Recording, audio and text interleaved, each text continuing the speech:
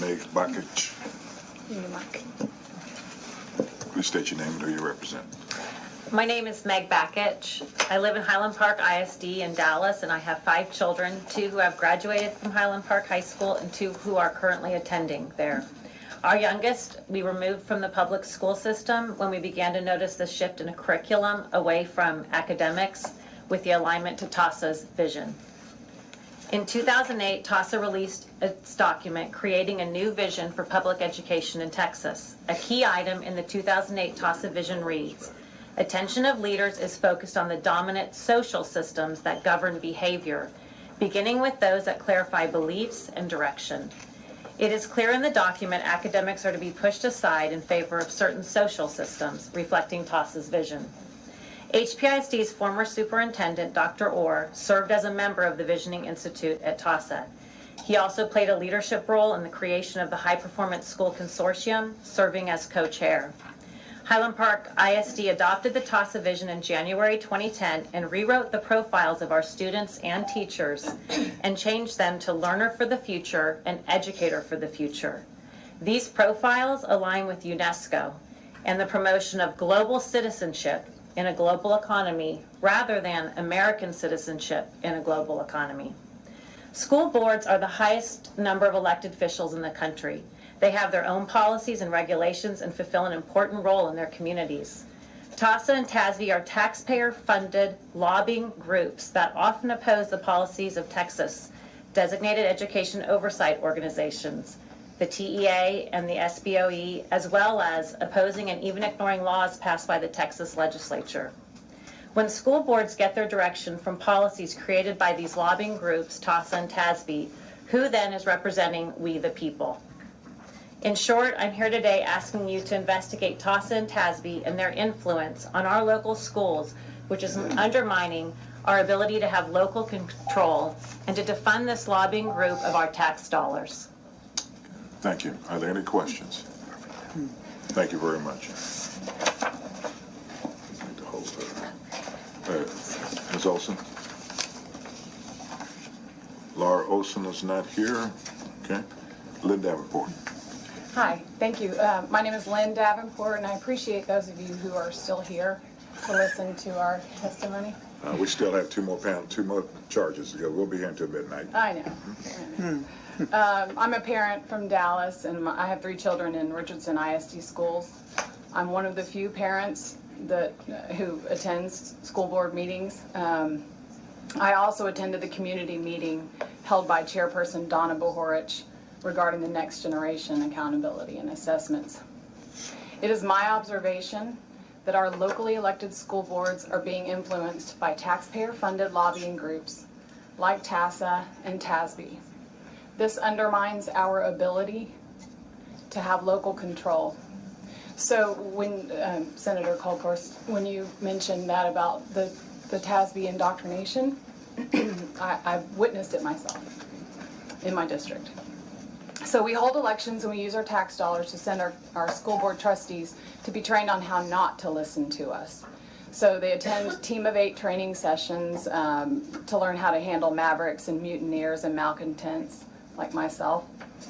They use the Delphi technique to engage the community with preordained outcomes established well before the meeting began. So our district has been on the decline ever since we aligned with the TASA vision and the Texas High Performance Consortium.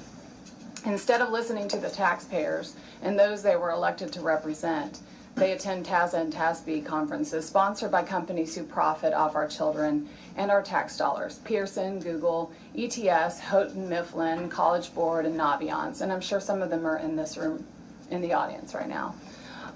So when they come home from these conferences, they use words that don't resonate with me as a taxpayer. Global citizen, TASA vision, future-ready global economy, 21st century learner, human capital, global future, social emotional learning rubrics, global workforce outcomes, data-driven. The words we use in my house are words like reading and writing, paper, pencil, textbooks, math facts, homework, solving for the correct answer. Randy, you can attest to that. Grammar, good grades, spelling, progress reports, report cards, academics. So I realize you are tasked with the impossible, but you already have the answers in the school board policies and in the law. They're there to protect and serve the kids. Because they are not doing that, we look to lobbyists and consultants and profiteers and private-public partnerships to save us. So I'm asking, who's in charge here? The government, Commissioner Morath, John King, the legislators who, some of them send their kids to private schools, TASA, the school boards, who's in charge? I'm gonna ask you to kind of, Yeah, and my answer is we the people, so that's it. Thank you. okay. Quick question. There's a question. Senator Kokosz? I'm not familiar with the TASA 2008, and that was a vision that was developed, I'm assuming, by the Texas Association of School Administrators.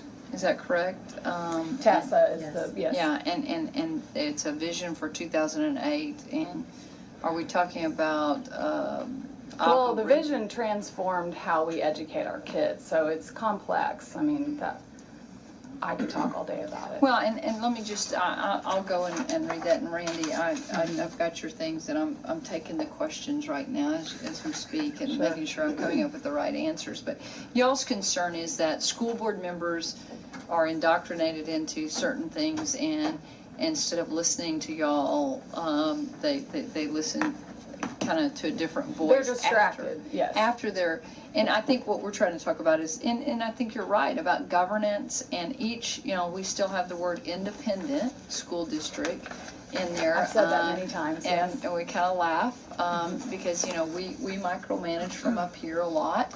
And sometimes the feds even get into that, and I don't want the feds involved. and then it kind by of the way. filters down to the school boards, and the school boards, I think, when they're elected, do they're going in there for a lot of good reasons. Do y'all? They're not the bad guys, correct? I think though that Senator Huffines, I wish he was still here, he kept asking about curriculum.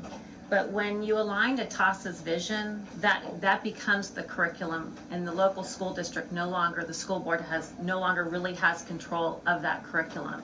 So you see that all these school districts, whether you're HPISD or DISD or RISD, where she is, you're part of this high performance school consortium, which allows them to skirt around TEKS in order to teach really more the 4 C's of the 21st century learner in replacing the 3 R's, which are reading, writing, Okay, so let doing me ask that. you something. We talked a little bit about innovative districts here. I was kind of on a high note about seeing some innovation from DISD, San Antonio ISD, having their 5-year goals, and so if we went more to an innovative school district and let school districts determine their future, you're saying we're still going to have administrators that just go back to some vision from 2008. Correct.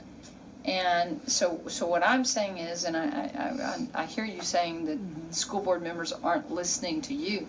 What's the answer there? Because you said it's an impossible task. I don't think anything's impossible. Well, we would propose that we defund TASA and TASB. We no longer send our tax dollars to pay for the training that they receive from TASA and TASB. I mean, that's a bold statement, but it's not working for us. You're looking, all of you in different ways have asked if we could look at becoming a district of innovation.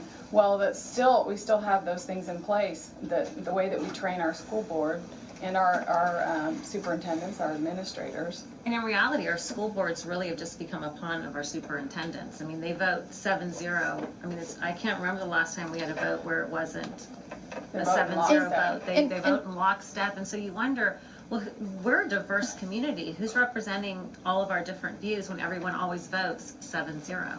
And I think there's some great school board members. I'm going Oh, yes, to absolutely. give a shout out Of to course. Henry DeBrell, who said to me about a year ago, he said, why don't you have focus groups with school boards? I go around and meet with a lot of superintendents, occasionally a teacher. And so I'm about to have another focus group with school board members without any administrators in the room.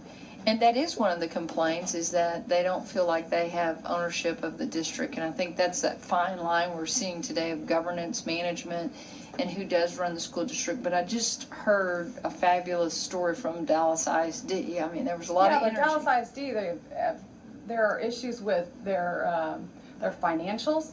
Why are we looking to DISD? It's 160,000 kids in DISD, and they have how many failing schools? It's a huge district. They're in trouble. And Yeah, I so why get, are we looking to them for well, answers? I think that they're starting on a new path, as he said. And I appreciate that. I think he's That timeline fantastic. was pretty revealing there of the hiccups that they've had, and so I'm going to watch that and see how they do with their ACE schools and focusing on putting talent at the most troubled school districts. But I appreciate y'all coming today and sitting through many hours today to give us your testimony. And I think for me, one of my goals is to make sure that school trustees who are elected by the people really are in charge of those school districts. I mean, they're the accountable people that have to take charge of those school districts, and so let's see You if said we it can. before. They are capable. They are very knowledgeable people. There's no reason why they can't fix this. Yeah, I don't get the impediments, and I'm trying to get Well, through they that they with my want to focus do the groups. right thing, but their hands are tied when you're, aligned to TASA's vision, or you've been, indoctrinated in TASB's vision. They are good people wanting to do the right thing, but their hands are tied. They need to be allowed to, govern locally. And Okay, I caution all you right, against all District right. of Innovation. Thank you. I oppose that. Thank you. Thank you very much. Thanks. Okay, let's see, Rhonda